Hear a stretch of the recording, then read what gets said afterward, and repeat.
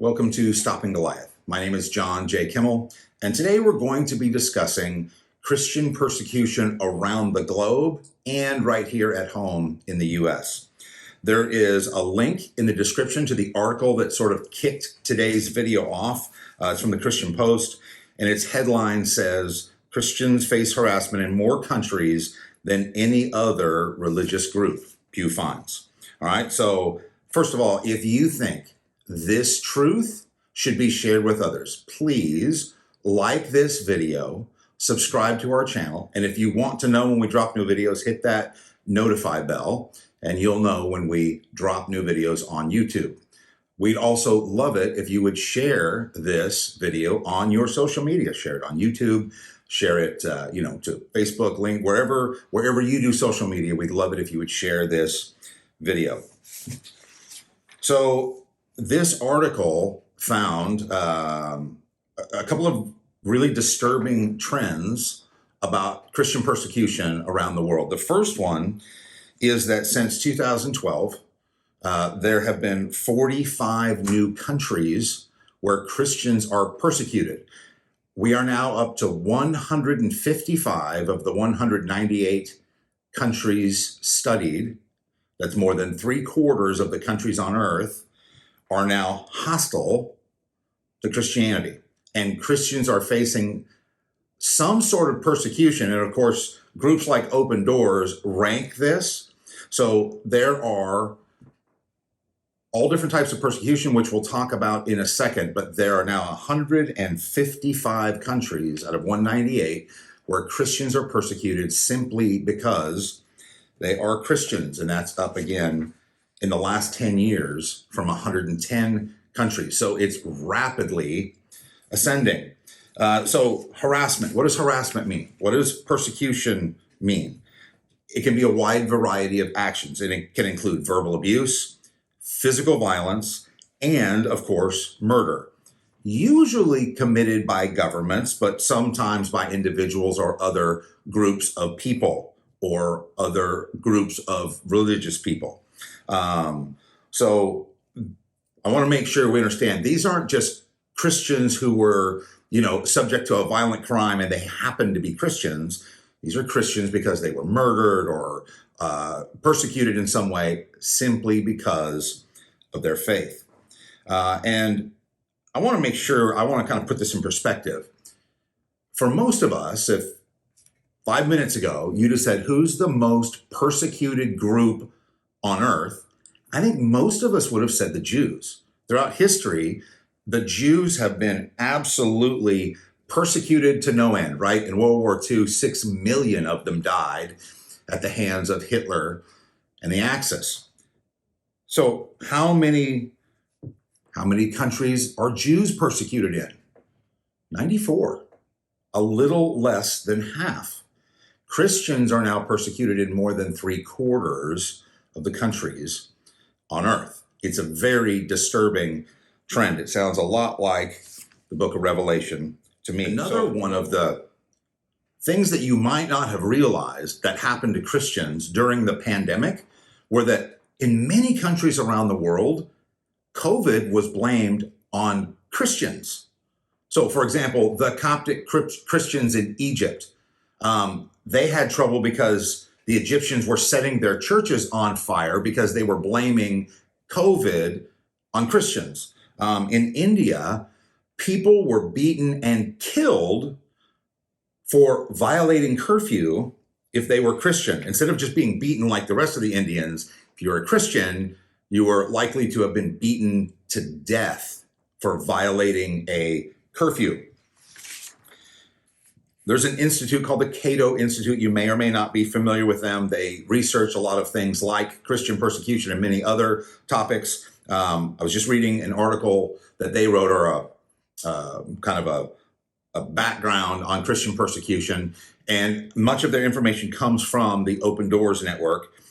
But today there are 360 million Christians living in countries where persecution is high. That means you have a real chance of being murdered, kidnapped, or imprisoned simply because you are Christian. And There are some countries where all the Christians are underground. For example, in North Korea, which this year made the top of the list again, with a possible harassment score of 100, they got a score of 98. It's the highest score any country has ever had in the history of tracking Christian persecution. And it's very simple. If you live in North Korea and you're a practicing Christian, you will die or be in prison for the rest of your life. That's the simple truth. And so those Christians are deep, deep, deep underground. But when they're found, they're eliminated. That's the way they do it. Even worse than in places like Afghanistan, if you can believe that. So I want to put some of this persecution into perspective. Last year alone, in 2022, over 5,600 Christians were murdered for being Christians. Over 6,000 Christians were put in prison for being Christian. Over 4,000 Christians were kidnapped. Now you might be thinking, why a kidnap? Well, the truth is we can't call them murders because we don't have bodies. So people were picked up, kidnapped, taken away, and never heard from again. Probably murdered. We don't have a body. We can't call them murdered. We call them kidnapped. So the real number of murders is probably closer to 10,000. And hear this, over 5,000 churches around the world were destroyed in 2022. Destroyed, not vandalized, destroyed. Okay? Now you're probably thinking, well, that's terrible. That's awful, but we live in the United States and thank God we live here. And thank God we live here. But I want you to understand that we are rapidly gaining ground when it comes to how persecuted we are compared to the rest of the world. We are facing more and more persecution in the United States. The enemy is testing the fences. For example, you can watch another video that I put out about how many churches and pregnancy resource centers have been vandalized or destroyed because of that leaked Roe versus Wade thing that happened. Remember last year? And then Roe gets overturned. Well, just Catholic churches, we're now up to 122. Just Catholic churches that have either been vandalized, their statues decapitated, or been burned to the ground. Don't hear about that on the regular media, do you? One more thing I want to bring to your attention. Last year was a very unusual year for Christian murderers because well over 80% of them happened in one place, Nigeria. You see, in many cases, places like North Korea, places like Afghanistan, the Christians have either fled or they're so deep underground that they're not being caught. But in Nigeria, over 5,000 Christians have been murdered for their faith. And the government says it has nothing to do with their faith. It's just a coincidence they happen to all be Christian. And our government, I'm talking about Biden's State Department, who is supposed to be the watchdog of things like this, said Nigeria did not need to be on the religious freedom watch list. And congressmen and women and senators and governors were up in arms saying, what are you talking about? 5,000 Christians were murdered last year. So they re-reviewed, and after careful review, they're still not on the watch list. There's no reason to worry about Christians there. Those 5,000 Christians that were killed, that was just a coincidence. So what can you do about it? The first thing, as always, we need to be doing is getting on our knees and praying. These are your brothers and sisters in Christ. These are the people you're going to spend eternity with. Somewhere between one day and 100 years from now, if you're a Christ follower, you're going to be in heaven. And you're going to be with the people who are persecuted today forever, millions and millions and millions of years. Yeah, it seems hard to imagine because it's so far away from us, but this is your family, regardless of where they live. So please be praying for the persecuted church. Be praying for those 360 million people that face murder, kidnapping, and imprisonment every single day they stand up for their faith.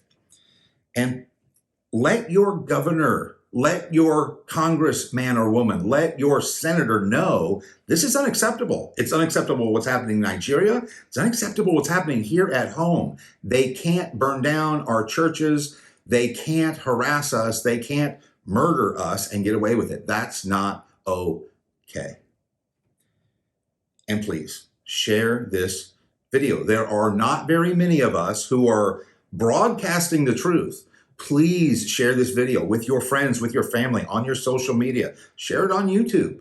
The more you share this video, the more people will know what's actually happening around the world. And if you like it, and if you subscribe to our channel, especially subscribe to our channel, more people will see this video because it will rise in the rankings. And if you subscribe, please hit that notify bell, because then you'll know every time we bring you a new truth. So please remember, the underground church is all over the world. And they are risking their lives for their faith every single day. And here's what I really want you to hear. It will not be long before we, Americans, right here at home, are going to face the same kinds of persecution that they face today. So please, let's stand up for Jesus, and let's stand up for one another while we still can.